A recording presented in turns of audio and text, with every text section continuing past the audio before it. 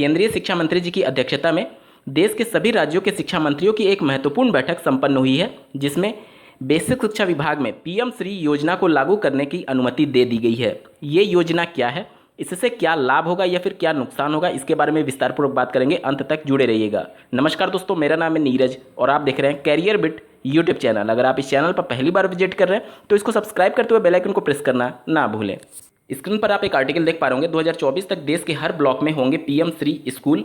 शिक्षा मंत्रालय ने बनाई योजना, इसी साल अपग्रेड होंगे करीब 100 स्कूल। राज्यों से मांगे गए प्रस्ताव।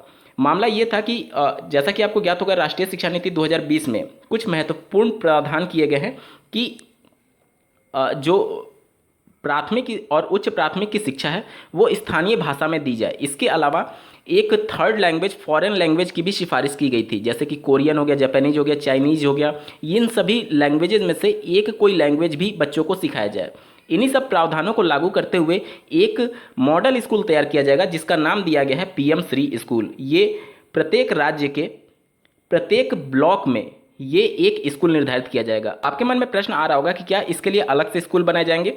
तो इसके लिए अलग से स्कूल के प्रावधान नहीं किए गए, बल्कि वर्तमान में जो रनिंग में है परिषदीय प्राथमिक और उच्च प्राथमिक विद्यालय, उसी में से एक विद्यालय का चयन किया जाएगा। आप स्क्रीन पर देख पा रहे होंगे, मंत्रालय से जुड़े सूत्रों के अनुसार इसके तहत कोई नए स्कूल नहीं खोले जाएंगे, बल्कि पहले से चल रहे स्कूलों को चयनित कर उसे इस योजना के तहत अपग्रेड किया जाएगा। साथ ही नीति से जुड़ी सभी प्रमुख सिफारिशों को लागू किया जाएगा। छात्रों को स्कूली शिक्षा के साथ ही कौशल विकास की भी शिक्षा दी जाएगी। इसके लिए इन खास स्कूलों में सारी सुविधाएं जुटाई जाएंगी। इन स्कूलों में छात्रों को स्थानीय भाषाओं में पढ़ाने वाले शिक्षक भी तैनात किए जाएंगे। अधिकारियों के अनुसार देश भर के करीब 15,000 स्कूलों को इसके तहत तैयार किया जाएगा।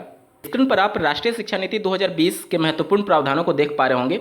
इसमें यहाँ पर मेंशन किया गया है कि जो क्लासिकल लैंग्वेज और लिटरेचर है, जैसे इंडिया के जो क्लासिकल लैंग्वेज हैं, जैसे कि तमिल हो गया, तेलुगु हो गया, कन्नड़ हो गया, मलयालम हो गया, ओडिया हो गया, पाली हो गया, पर्सियन हो गया, इन सभी लैंग्वेजेस से जुड़े हुए जो सांस्कृतिक धरोहर है उनसे बच्चों को अवगत कराया जाए। इसके अलावा विदेशी लैंग्वेज को भी यहाँ पर बढ़ावा देने की बात की गई है कक्षा 6 से 12वीं तक के लिए। जैसा कि आपको ज्ञात होगा, बेसिक शिक्षा में परिषदीय प्राथमिक और परिषदीय उच्च प्राथमिक दोनों विद्यालय आते हैं। तो जो कक्षा 6 से 8 तक के विद्यालय होंगे उसमें फॉरेन लैंग्वेजेस, जैसे कि यहाँ पर आप देख पा रहे होंगे, कोरियन हो गया, जापानीज हो गया, थाई हो गया, फ्रेंच हो गया, जर्मन हो गया, स्पेनिश हो गया, पुर्तगाली हो गया, रशियन हो गया, इन सभी लैंग्वेजेस की भी शिक्षा दी जाएगी। मतलब हिंदी और इंग्लिश तो कंपलसरी है, इसके अलावा एक थर्ड फॉरेन लैंग्वेज, इनमें से कोई आप चुन सकते हैं।